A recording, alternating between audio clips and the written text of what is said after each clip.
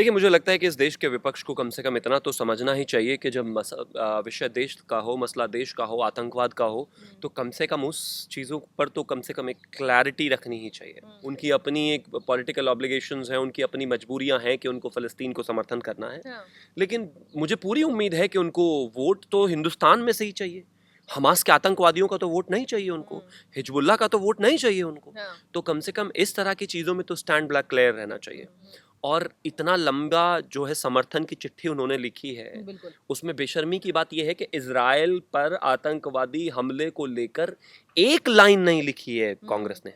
मतलब आप तुष्टीकरण में इतने घिर गए हैं, इतने डूबे हुए हैं, या फिर वोट बैंक ना खो जाए क्योंकि आप आतंकवादी को आतंकवादी या फिर आतंकवाद को आतंकवाद कह देंगे हाँ। तो शायद आपके वोट ना खत्म हो जाए। नहीं, मैं मानता हूं कि बयान तो कांग्रेस नहीं बदलेगी। आप उनको कुछ भी कहते रहिए, आतंकवादी अगर पाकिस्तान का है लेकिन एक विशेष धर्म से है, आतंकवादी दुनिया में कहीं से भी है, तो कांग्रेस उसको भी हिंदुस्तान के मुस्लिम और वोट से जोड़ के देखती है। तुष्टीकरण के दबाव में आकर इस तरह की स्टेटमेंट करती है तो वो शर्मनाक है। और उससे भी ज़्यादा शर्मनाक ये है कि आप 2 पन्नों की चिट्ठी में आपकी इतनी हैसियत नहीं हुई कि आप 2 लाइन इजराइल पर आतंकवाद में बोल दें। आपकी इतनी हैसियत नहीं हुई कि आप 2 लाइनों में सिर्फ इतना लिख दें कि आतंकवादियों ने जो किया वो गलत किया।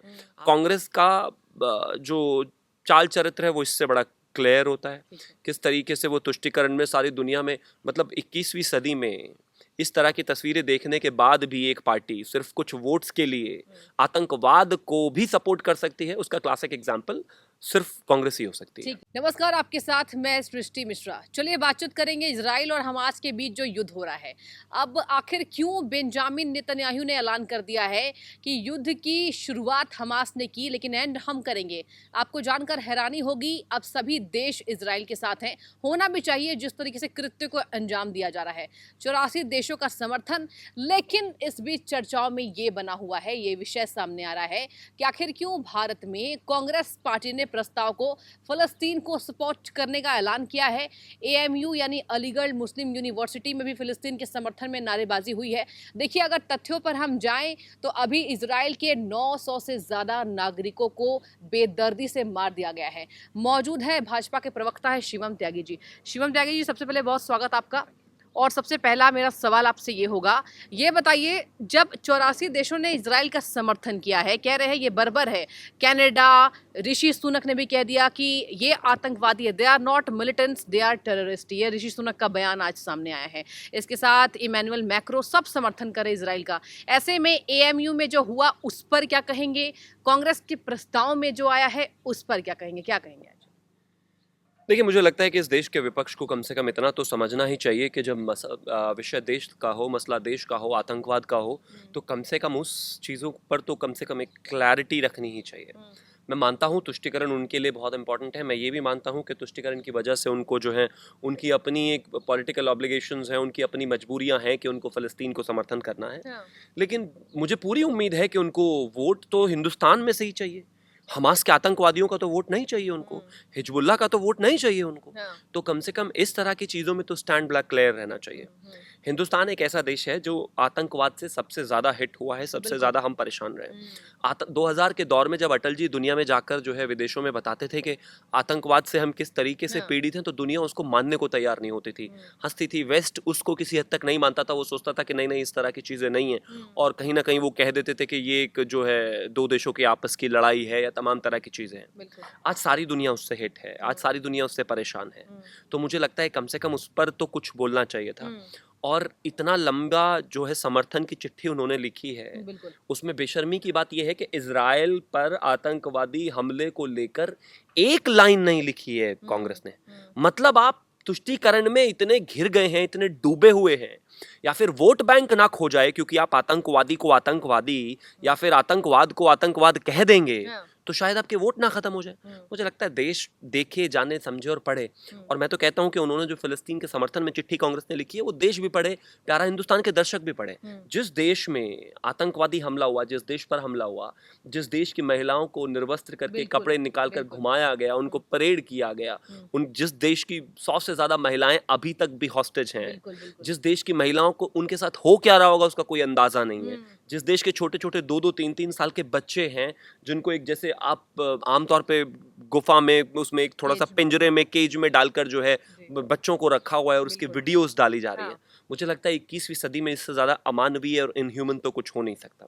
लेकिन कांग्रेस को इसमें भी वोट दिखता है, कांग्रेस को इसमें भी तुष्टीकरण दिखता है, कांग्रेस को इसमें भी राजनीति दिखती है। बिल्कुल। तो मैं तो सिर्फ इतना ही कहूंगा कि ये देश देख रहा है। आज हम 2014 से 2023 में हैं। इस देश में आतंकवाद की वो घटनाओं पर लगाम है, शहर शहर जो बम फटते थे उस पर लगाम है, बिल्कुल सही। ट्रेन से लेके बस में जो बम फटते थे उस पर लगाम है, होटल्स हाँ। में जो बम फटते थे उस पर लगाम है। विदेशों में जिस तरीके से हमारा पड़ोसी जो है, जिस आए दिन हिंदुस्तान में कुछ ना कुछ करने की फिराक में रहता था, वो हाँ। बिल्कुल चुप बैठा है, शांत बैठा है। 21वीं सदी में जो हिंदुस्तान और पाकिस्तान का लोग नाम साथ लेते थे, आज पाकिस्तान को कोई पूछने को तैयार नहीं है। ये सब इसी सरकार से हुआ है। और जब ये इसी सरकार से हुआ है तो इसका मतलब साफ है कि यहां पर जो है एक क्लैरिटी बन गई है, एक कॉमन कंसेंसस जरूर बना है कि इस देश में अब की जो मौजूदा सरकार है उसने चीजों को, हालातों को बदला है। लेकिन हिंदुस्तान इस बात को देखे कि अगर कांग्रेस होती या कांग्रेस आए गलती से, जो कि नहीं आएगी, तो मुझे लगता है कि उनका स्टैंड आज भी वही रहने वाला है जैसा उनका 2014 तक रहा है। तो ये बताइए, देखिए कल जयराम रमेश के आपने बयान को सुना होगा जरूर। उन्होंने दोनों को सपोर्ट किया, कह रहे हैं कि जो वैध आकांक्षाएं हैं फिलिस्तीन की, उनको वैध बताया है। चलिए ठीक है, आप बता रहे हैं। और यहाँ उन्होंने इजराइल को भी कहा कि जो भी बात हो युद्ध स्तर पर ना जाए बात। शाम में ही शिवम जी प्रस्ताव आ जाता है। कांग्रेस को डर भी है 24 पे इसका बहुत ज्यादा गहरा असर पड़ने वाला है। तो आपको क्या लगता है कि कांग्रेस के प्रस्ताव से पहले कांग्रेस की आला कमान को सोचने की जरूरत थी, सलाहियत करने की जरूरत थी कि ये प्रस्ताव हम पास ना करें? 24 का चुनाव देखिए सर पर है, विधानसभा चुनाव है उनके राजस्थान छत्तीसगढ़ में। तो क्या इससे बहुत ज्यादा फर्क पड़ने वाला है? और एएमयू में अब योगी का एक्शन भी देखने को मिला है। तो इन सब बातों से आपको क्या लगता है कि कांग्रेस को बयान बदलने चाहिए, प्रस्ताव बदलना चाहिए, या फिर ऐसे तुष्टीकरण की राजनीति करके कांग्रेस वोट तो खो देगी? नहीं, मैं मानता हूं कि बयान तो कांग्रेस नहीं बदलेगी। आप उनको कुछ भी कहते रहिए, आतंकवादी अगर पाकिस्तान का है लेकिन एक विशेष धर्म से है, आतंकवादी दुनिया में कहीं से भी है, तो कांग्रेस उसको भी हिंदुस्तान के मुस्लिम और वोट से जोड़ के देखती है। आप चाहते हो कि वो प्रस्ताव जो है वो बदल दे। मैं जहां तक शांति की बात है, शांति तो हिंदुस्तान भी चाहता है, हिंदुस्तान की सरकार भी चाहती है, मेरे देश के प्रधानमंत्री भी चाहते हैं। बेंजामिन नेतन्याहू ने अभी जो है आदरणीय प्रधानमंत्री जी को फोन करके सारी चीजों से अवगत कराया है, बताया है कि क्या स्टेटस वहां पर है। और इस देश के प्रधानमंत्री ने ट्वीट के माध्यम से अभी इस देश के लोगों को जानकारी दी है कि जिस तरीके से चीजें हुई हैं, हम कहीं ना कहीं बिल्कुल पूरे तरीके से कमिटेड इजराइल के साथ खड़े हुए हैं। और इजराइल के साथ खड़ा होना चाहिए, क्योंकि एक जमाने में जो सिचुएशंस हमारे साथ हुआ करती थी वो सिचुएशंस आज इजराइल के साथ हो रही हैं। अभी तक जितनी भी कंफर्म्ड अनकंफर्म्ड रिपोर्ट आई है वो 700 से 800 लोग उनके मारे जा चुके हैं। 80 लाख का देश है इजराइल।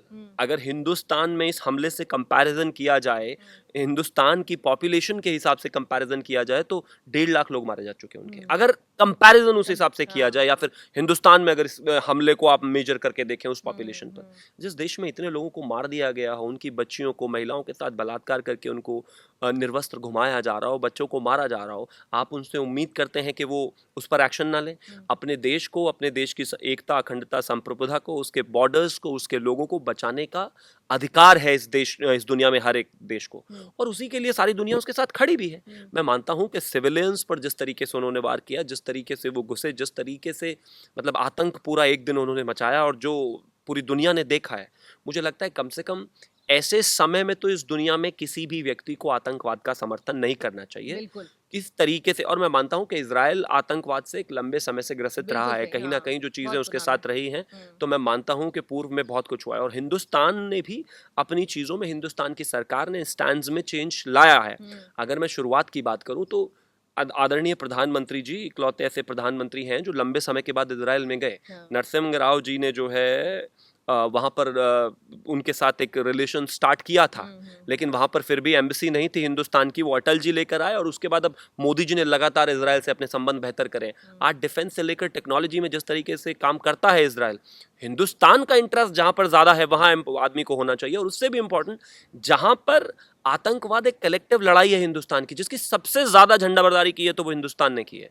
आज कम से कम उस स्टैंड को डाइल्यूट करके हिंदुस्तान का जो प्रिंसिपल ऑपोजिशन पार्टी है, जो मेजर ऑपोजिशन पार्टी है, अगर वो भी आतंकवाद या आतंकवादियों के दबाव में आकर या तुष्टीकरण के दबाव में आकर इस तरह की स्टेटमेंट करती है, तो वो शर्मनाक है। और उससे भी ज़्यादा शर्मनाक ये है कि आप 2 पन्नों की चिट्ठी में आपकी इतनी हैसियत नहीं हुई कि आप 2 लाइन इजराइल पर आतंकवाद में बोल दें। आपकी इतनी हैसियत नहीं हुई कि आप 2 लाइनों में सिर्फ इतना लिख दें कि आतंकवादियों ने जो किया वो गलत किया। आपकी इतनी हैसियत नहीं हुई कि आप ये बता दें कि इजराइल के जो महिलाओं और बच्चों के साथ हो रहा है वो गलत हो रहा है। आपकी इतनी हैसियत नहीं हुई कि आप ये कहें कि इस आतंकवाद का हम समर्थन बिल्कुल नहीं करते और जिसके खिलाफ ये हुआ है उसको जो है रोका जाना चाहिए या प्रोटेक्ट किया जाना चाहिए। मैं ऐसा मानता हूं कि कांग्रेस का जो चाल चरित्र है वो इससे बड़ा क्लियर होता है।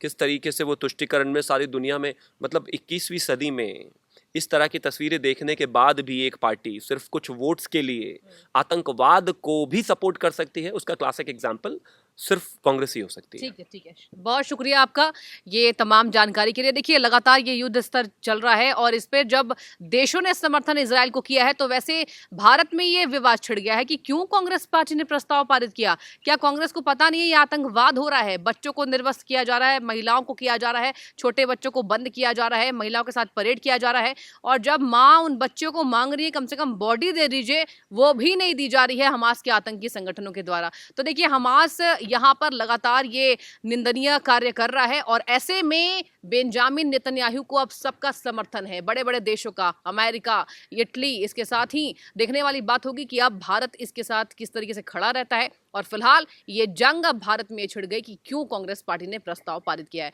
तो आपका बहुत शुक्रिया और देखिए आगे जो भी होता है उस पर भी हम आपको अपडेट देते हुए नजर आएंगे।